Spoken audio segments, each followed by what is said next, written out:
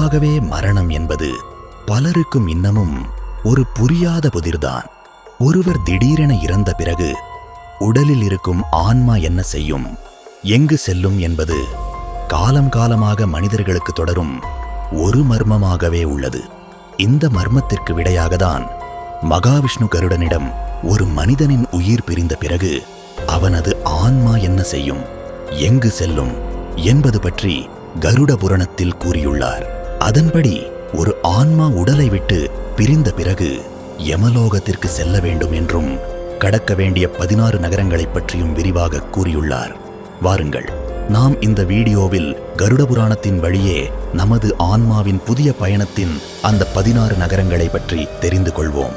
உயிரானது உடலில் இருந்து பிரிந்தவுடன் யம தூதர்கள் ஆன்மாவை பிடித்துச் செல்கின்றனர். இந்த பயணம் மொத்தம் 47 நாட்கள் தொடரும் ஒரு நீண்ட பயணமாகும். இடையில் ஆன்மா இளைப்பாறவும் தன் பாவங்களை உணரவும் 16 நகரங்களை கடக்க வேண்டியுள்ளது.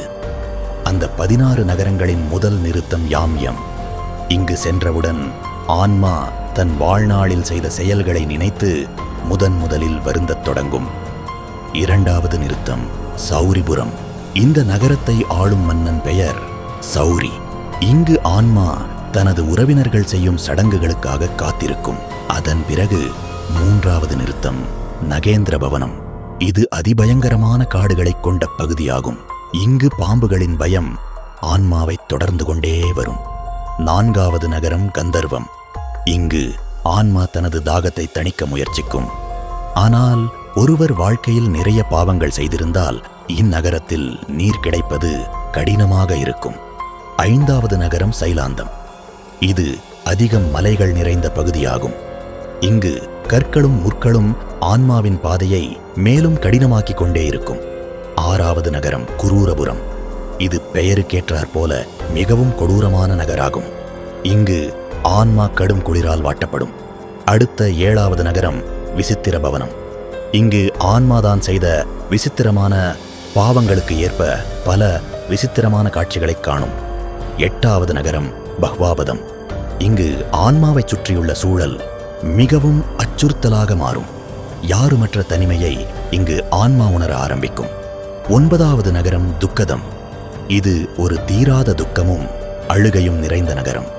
இங்கு வந்தவுடன் ஆன்மா தனது பிரிந்த உறவுகளை நினைத்து கதறி அழும். 10வது நகரம் நானகிரந்தம். இங்கு ஆன்மாவிற்கு பலவிதமான அலறல் சத்தங்கள் கேட்கும். இங்கு ஆன்மாவின் பயம் உச்சத்தை அடையும்.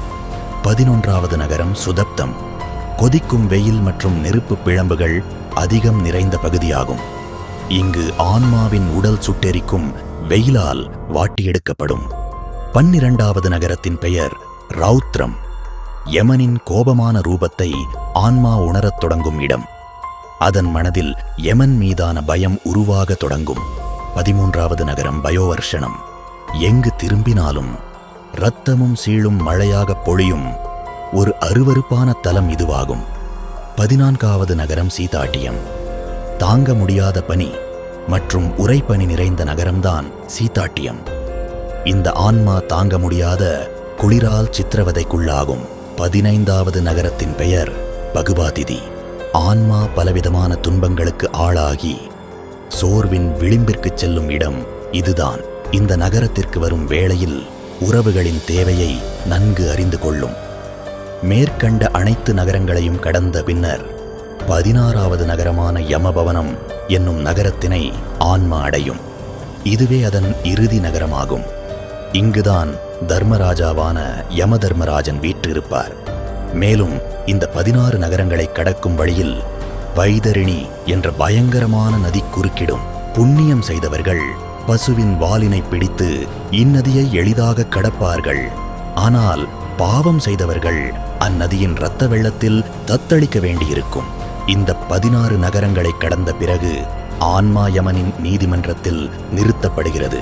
அங்கு சித்திரகுப்தன் அந்த ஆன்மாவின் கணக்குகளை வாசிக்க அதன் அடிப்படையில் சொர்க்கமா அல்லது நரகமா என்பதை யமதர்மராஜா தீர்மானிப்பார்.